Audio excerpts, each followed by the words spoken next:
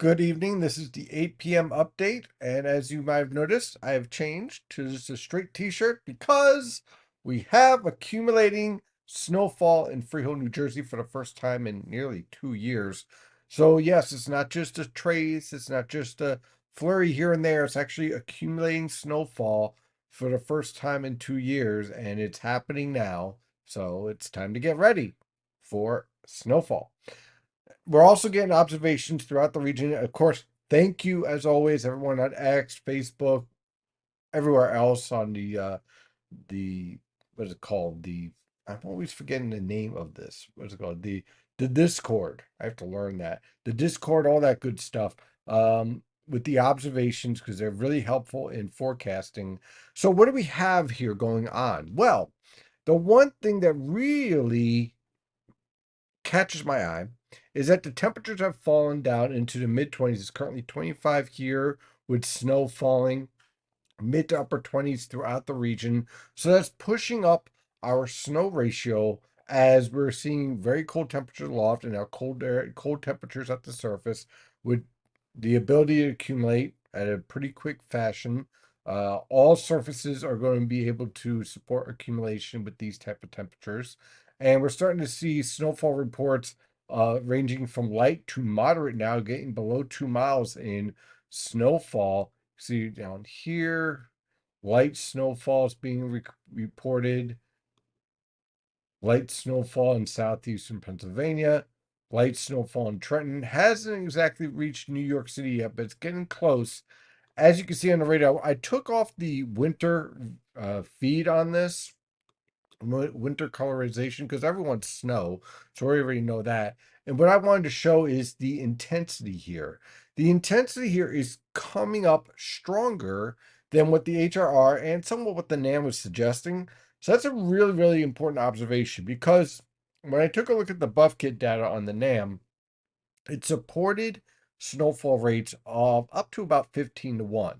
And the QPF that's being produced here with these radio echoes, it kind of catches my eye here, especially around the I-95 corridor on northward. So basically, right around Philadelphia, up towards Trenton, central northern Monmouth County, all of northern and central New Jersey in this area, locations just to north of Philadelphia, the New York City Metro, and the northwestern suburbs of New York City. This could be a little bit of a surprise snowfall. It actually has the potential here of overproducing based on what I'm seeing here with the radar. Now, why are we seeing these stronger echoes? Well, again, it all comes down to the frontogenesis. This is the frontogenesis at 925 millibars. This is pretty strong in this scenario as warmer is trying to push northward. The cold air is fighting back because it's an Arctic air mass. And that's something that kind of makes me a little worried here because the mesoscale models are being very aggressive with the warm air transport, but this is an Arctic air mass that is well supported. And Arctic air masses don't tend to give way that easily.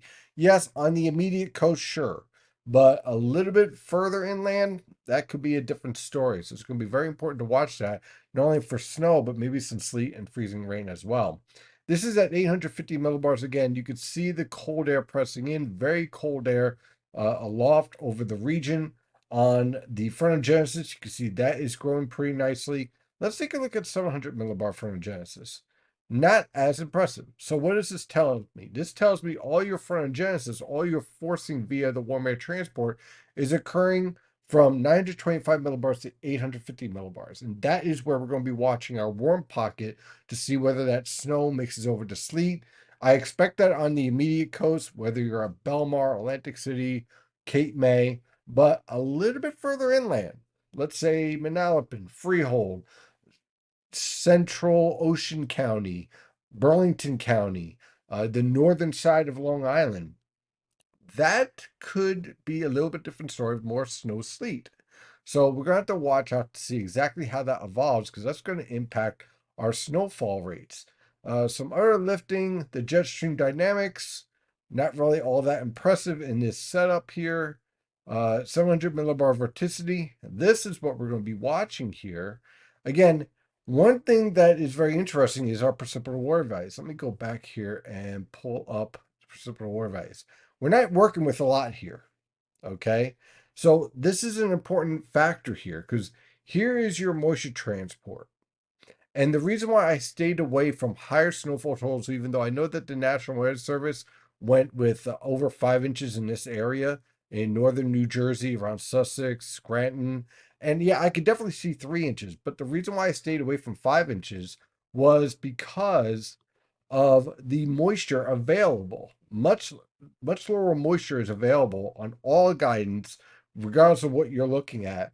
And that kept me to stay away from those higher snowfall totals. Now, if you go to 20 to 1, I can certainly see that being a threat. But thus far, I haven't found any model data. I just spent my time looking at the buff kit data where we were at 20 to 1 to support a QPF total of zero point 0.2 and pushing yourself up to 4 or 5 inches or 6 inches. But I am concerned of seeing that support as we move forward around that I-95 corridor. Again, this is the infrared satellite picture. We'll be watching this throughout the evening. Very strong lifting showing up right around where we get that strong frontal genesis. Here comes our polar shortwave trying to capture it. And you're going to see cold cloud temperatures start to expand and grow as these two features start to interact. And you're going to see a nice blossoming, most likely a lot of yellows and greens starting to show up around the northern mid-Atlantic, really throughout the entire mid-Atlantic from New York City down to Washington as that light to moderate snowfall begins to develop. And if we see enough lifting here, based on what we're seeing with the radars here, I would not be surprised if we get a burst of heavier snow here and there, based on what we're seeing so far in the radar data. And again, on the water vapor satellite picture, you can see the process starting to take shape. And one thing that really stands out to me on this satellite picture is not so much all the rising motion here, but this here. Why is this important? Because if you have a lot of rising air, you must have sinking air to balance it out. So the more sinking air here that we have here tells me that the lifting here is getting stronger.